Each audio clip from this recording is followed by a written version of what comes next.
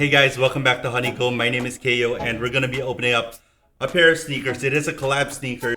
Not a lot of hype, not a lot of heat on this pair, but it is something that's special to me, and we'll get into it a bit more. But it is a sneaker that I really wanted to feature. I've been watching a lot of podcasts and stuff, interviews with these guys in the run up to the release of this sneaker or of this collection. And so I'm really happy that our friends at Jordan Brand sent this over because this is a pair that really speaks to me and something that's very close to my heart as a golfer. So let's jump right into it. This is the Eastside Golf Jordan 1 in Midnight Navy. This is a Jordan 1 low.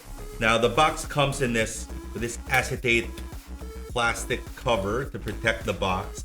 And it's great because the box itself has a nice artwork on it. So if you want to display the box, then you can display it with the artwork.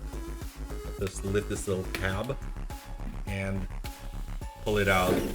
So that little thing has a Jumpman print on the plastic. Put that to the side. And then you have the box itself, which has a painting. Now this painting is, I don't know if it's this exact one or just the original logo. The original logo of Eastside Golf was of their founder Elijah. They're two guys. I think it's Elijah and Earl? Yeah, so it's Elijah and Ajanaku. Elijah Ajanaku and Earl Cooper are the founders of Eastside Golf. Now, Elijah is a player. He's a kind of semi-professional player. He played in college. He had a scholarship, all that stuff.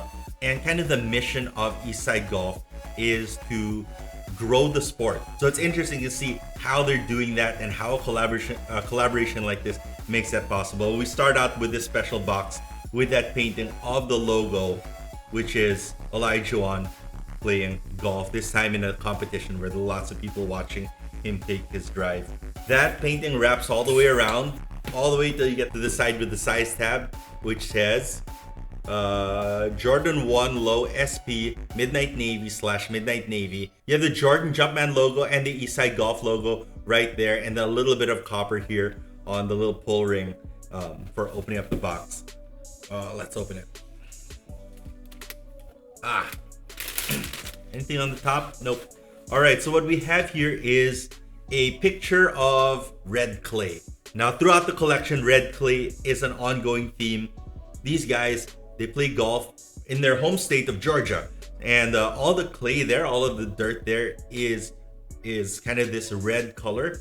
And so the inspiration comes from getting out into the dirt, walking to the course through places that are not manicured, and getting to the course with a little bit of red dirt, a little bit of red soil on the bottom of your sneaker. And so that wraps all the way around. You also see on the inside, the sneakers are wrapped individually in paper.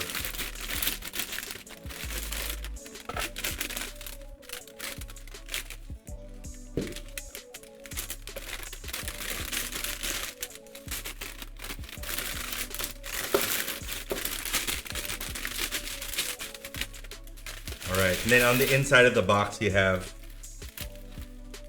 the green of the fairway touch, so you have the clay and the fairway kind of in contrast. Alright, so great little display box. Let's display it right there while we do the rest of our unboxing and review.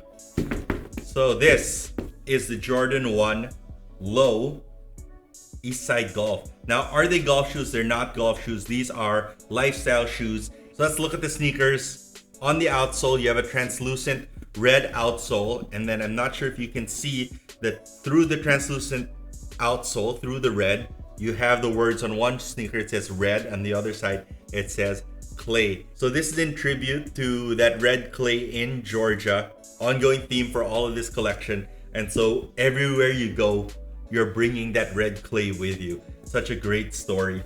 Now on the right sneaker, it comes with a little hang tag of the Eastside Golf logo, which again is Elijah taking a swing, this time from the front angle. So the painting over here is from the back, and this is kind of his stance angle for when he's swinging. The sneaker is in a single color, single material nubuck, and it's a very deep midnight blue with a little bit of accent stitching in kind of like a very dark blue. It's not a loud sneaker, but does have an air of elegance to it, and you can wear these to the office. Another nice touch that they did was to use wax laces. I believe there are additional laces included. You do have, you have a red clay color for the laces. The laces are a midnight blue wax lace, and so that's always a nice feature to show a little bit of luxury. Sail midsole, it's a cup sole, and it's a Jordan 1 low, so what we can expect is that this has an encapsulated air unit. On the tongue, you do not have a nylon tongue that you have on most Jordan 1s. Instead, you have a full leather nubuck tongue where it has the Wings logo, and then stitched on it says Eastside Golf. That appears on both sneakers. And then on the back of the right shoe, you have again the Olajuwon logo of Eastside Golf, and then they added this little racing stripe down there just to bring that red clay story back to the top of the sneaker again.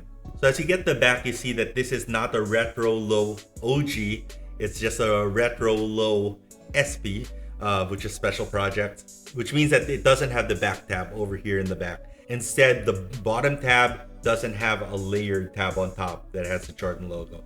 And on the back, you have the word mark Eastside Golf and Olajuwon playing golf logo.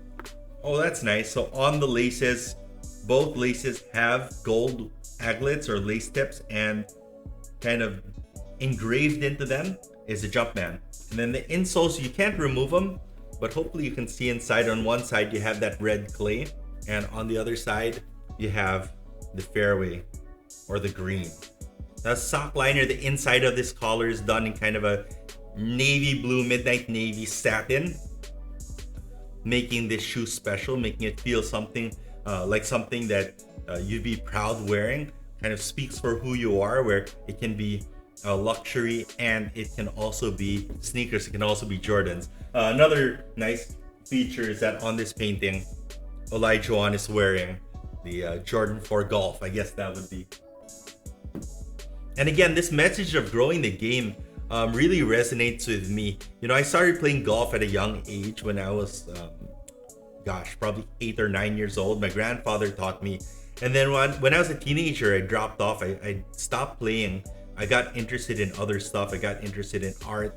Yeah, and then in 2021, during the pandemic, I picked up golf again. I found a vintage set. And one of the things that I learned was that because I was taught by my grandfather, I played golf like an old man, right? Like in a vintage way. And I couldn't play as well with modern sets. So I play with all vintage sets. And that really was an element of breaking the mold for me in two ways. One would be that, you know, playing with a vintage set means that I get out of that, you know, one-upsmanship of who has the latest set kind of discussion, who has the latest technology. And then the other thing that it does is that it frames golf for me as something that anyone can do. You play with an old set, the set doesn't have to cost a lot of money.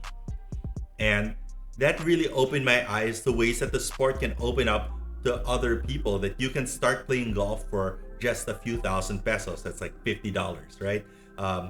I never spent more than 200 pesos or $4 on a single golf club, with the exception of maybe my Nike SQ driver, which I got kind of as a collector's item, just like for nostalgia reasons. But other than that, every golf club that I have in my arsenal, in my quiver, has costed very little. And so I see that as a way that, oh, if these things exist in the world, how come more people can't play golf?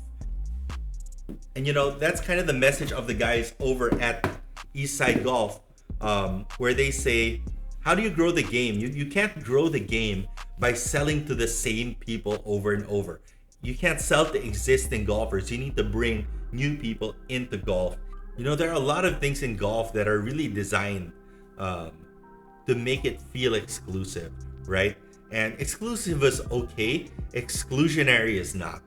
And if you want to grow the sport, and we're seeing a lot of movement in this with Live Golf and, you know, the new stuff that Tiger's doing with Arena Golf. In America, they have, I forget what the name is. I think it's Top Golf, which is like these arcade style driving ranges. More people have played golf in the last 2 years than have ever played. The sport is growing massively. And I think the way forward in terms of fashion is to redefine what it means to be a golfer. That it's not this club for the elite, for the rich, but we can enjoy these open spaces, these parks. If you like walking in a park with an objective, right? Golf is a great way to do that. One of the cultures I really don't like here in the Philippines is mandatory caddies. It shows a couple things. One, that golfers are not trusted on the golf course, that they need yaya.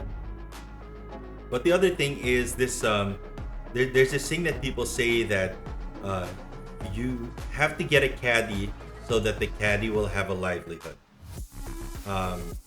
And I kind of disagree with that. I know that might be controversial, but I kind of disagree with that. I think that you should get a caddy because you need a caddy, or you want a caddy, or you think that having a caddy will help you learn.